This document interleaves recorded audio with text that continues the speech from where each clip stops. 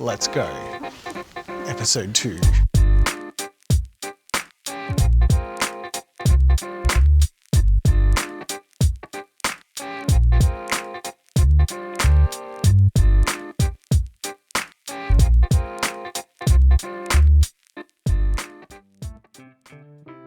Yes, the Australian outback, painted by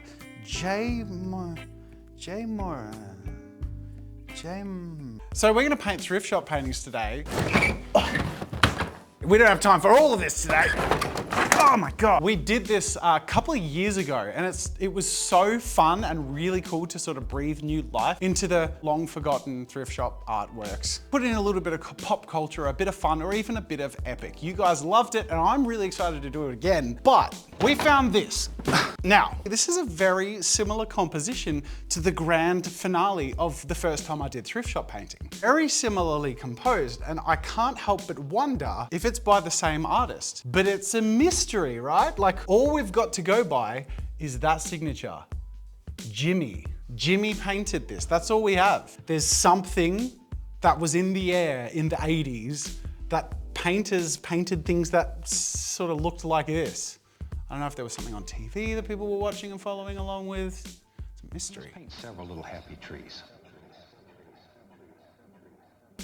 The other reason I'm holding back on this one is because I want your help. Now, left to my own devices, I tend to paint one of 3 things: a dragon, a Jazza, or Pikachu. I want to make sure you get the content you want. So top comment gets it. Go comment, let me know how you want to see me transform this in the next thrift shop painting video. Most upvoted comment wins, and I'm gonna do it in a big way. I've committed to it now, so bloody go get commenting and liking and upvoting. All right, in the meantime, we're gonna warm up. And we have so many to pick from here. I wanna get a variety to really make sure we figure out how to make the most of these thrift shop paintings. You're gonna see through the course of this video. Let's start with the first one. Brighten your day, you know? We're gonna make it even brighter. It's a lovely little picture of flowers. And when I think beautiful flowers like this, I think bumblebees. And when I think bumblebees, I think Jerry Seinfeld in the Bee Movie. So of course, we're going to make an ode to the Bee Movie in this beautiful thrift shop painting. This could have been painted last week. Like, what is the history behind these? It's so mysterious. Something shore, flan and flowers. We will do you proud. So with my flower painting ready to go, I grabbed a pastel white pencil and roughed in a bit of a picture of Barry B. Benson from the Bee Movie. Don't get me wrong, I love a beautiful flower picture as much as the next man, but I really love Barry B. Benson from Bee Movie. That's not true. I've never seen the Bee Movie in its entirety. In fact, all I know of the Bee Movie are all of the memes having been generated from the Bee Movie, and I've watched a weird amount of like video reviews and video essays on the Bee Movie. So I think that qualifies me to be able to paint this. Now, as silly as this concept is, my goal with all of these thrift shop customizations is to make it come to life and really fit. I don't want it to just look stuck on there. So in doing that, I'm obviously using the color palette of Barry B. Benson from the Bee Movie, but mixing it in with shadow colors and highlight colors that mix in with the scene. And in this scene in particular, there's a lot of green, so I'm using a little bit of blue in all of the shadows, which obviously mixes into a green with the yellow and oranges in the bee. That and using brown as my darkest color, very rarely using black, ensures that no matter how silly my Barry B. Benson might look on this flower painting, it at least looks right. Part of the original design. With everything roughed in and loosely shaded, the fun bit comes in when I get into the detail. Moving on to some smaller brushes and mixing a little bit more terps or occasionally going in thicker just to make sure I get some really sharp detail. This really is the part that brings the character to life.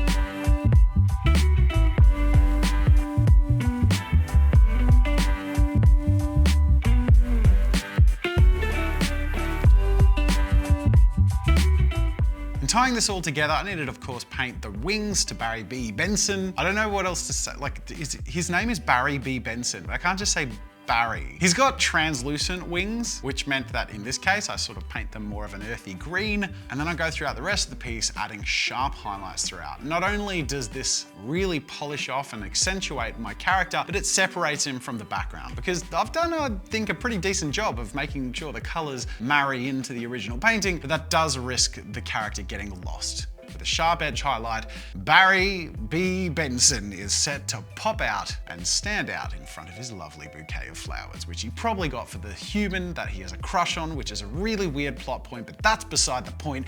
Epic reveals. Take it away, Barry.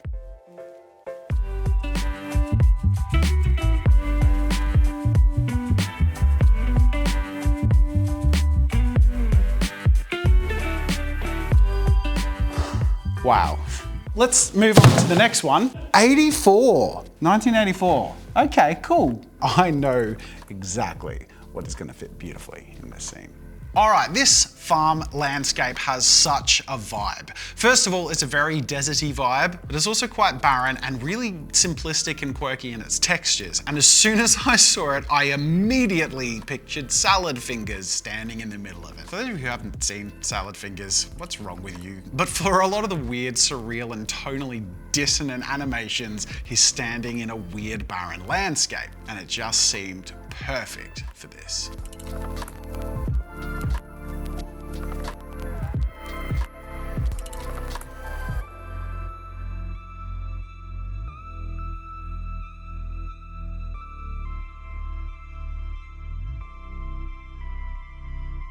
All right, now going into the highlights and features of the face, painting the whites of the eyes, a little bit of highlight in the flesh, and then on to the details. Now, a little bit of a tip that I always lean on, if you want to paint dark to light, paint the dark areas really dry, don't mix in much terps, and then you can go thicker on top, even if it's light colors like the gums or the teeth on top of this black mouth. But if you're painting light to dark, do exactly the same in the opposite. Dry, light colors like I did with the skin and the eyeballs, and really wet the paint with terps in this case, because I'm using oil paint, and then you can use a nice thin and detailed brush to get those sharp, weirdly unsettling features in there. Here's a pro tip if you're painting a salad fingers, which if you're not, you probably should be, because this is really fun, and his salad fingers is the greatest of all time, you guys.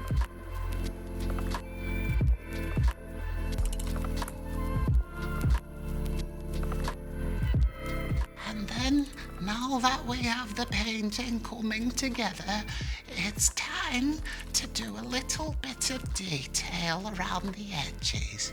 Just get your paintbrush, wet it all up nice and juicy as you go around the edges and make it nice and crispy. I think that was a pretty decent impression. Anyway, with a few finishing touches left, I use my long line brush, nice and juicy with terps to get those sharp features and wrinkles around Salad Fingers' face. I don't know about you, but I think if I saw this in a thrift store as it is now, I'd pay top dollar and I would hang this on my wall without hesitation. Let me know if you'd buy it or hang it on your wall in the comments down below. Without any further ado, Salad Fingers in the Creepy Desert.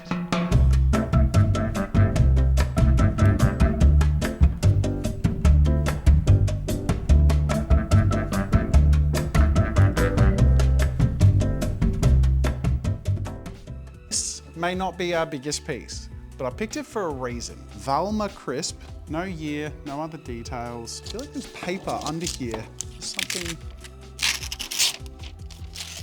This is the original. Oh no! We've unlocked history!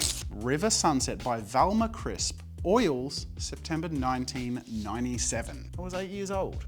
First of all, there's a lot of sort of empty space here, right? Which is very, very cool in terms of adding something in there. Second, there's a lot of reflection. There's a huge body of water, clear open sky, and a clear mood in color. And I actually think this will be really interesting to try and fit into. Will I do it well? I have no idea. All right, last but not least, we have this landscape. It's a humble little painting, but I see so much potential here. The first thing I'm gonna do is slather a very slightly faint and washed out blue tone over the whole piece. piece. Why? Because this warm golden tone is gorgeous, don't get me wrong, but I see something much more dramatic here that I want to bring to life. And those warm tones, well, they're just too homely. And of course, by subtly mixing in the blue, aside from giving it all a cool and creepy tone, it mixes in to be a little purple. Because I was really, really thin with my application, because it actually was a dark blue that I barely put down and just spread really aggressively, I could then go through with whites and really softly massage in some clouds and fog throughout the scene. I've been barely working on this thing for half an hour, and it's completely transformed from a gorgeous warm sunset over water into a creepy misty swamp ready to be explored. By who, you ask? Why, The Witcher, of course. Is it Geralt? The Witcher.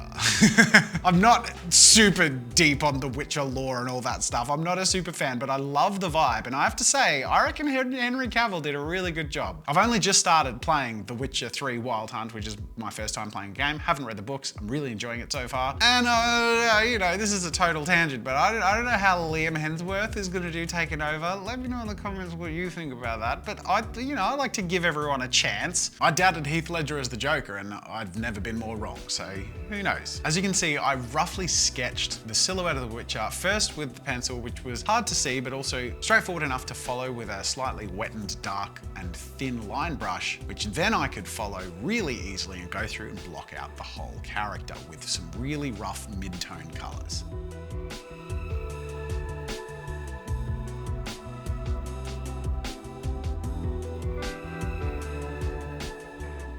As you can see, I mostly painted it in the same sort of color as the scene around him. His armor is very black, his hair is white, generally he's very sort of grey tone as a character. So whatever color the scene is should be whatever washes him in that color. And it ties him into the background nicely too.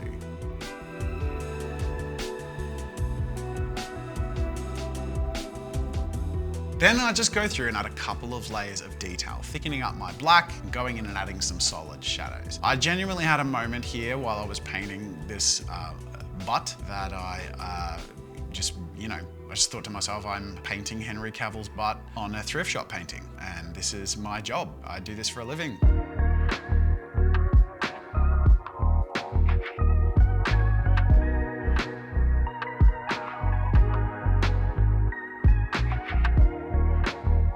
These sharp details that are going to add a lot of punch, saving all my white and sharpest highlights for the topmost edge to make sure we're blocking out that silhouette, giving his hair a bit of texture and sharpness, and last but not least, moving through the rest of the piece and adding a little more scale. Those birds were originally painted to be somewhere in the mid-ground. I am painting over them, of course, to be dragons, and I can push them into the far distant background by alluding to their shadow and reflection in the water below, creating a much bigger sense of distance and scale that our hero has entered the swamp and sees them ready for battle. With a few final details, adding a bit of sharpness to the edges of the water and intensifying a little bit of the mist, the last thing I wanted to do is make sure to bring back the name of the original artist and add my own. Because after all, this has turned out to be a bit of a collab. I don't think Valma ever imagined that her painting would be found in a thrift shop or repainted over on YouTube. And hey, if anyone knows Valma Crisp, who was into oil painting in September 1997. Oh my God, please put us in touch with him, because I would love to try and find some of the artists who made these original paintings that I'm customizing, or whatever you want to call it. It's really fun to transform the paintings and show them off, but it's also really fun to give new life to something that has a life and a memory of its own. And in this case, making a painting that was just a few bucks in a thrift shop, something nerdy to be enjoyed by hundreds of thousands of people on YouTube many years later.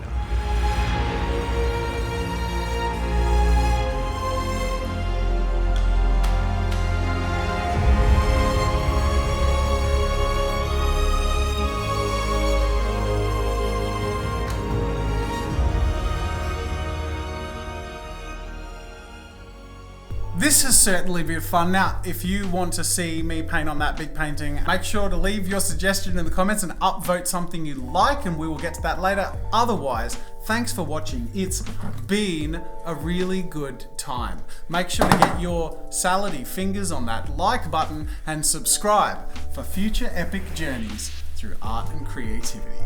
And Henry Cavill's butt, maybe, sometimes.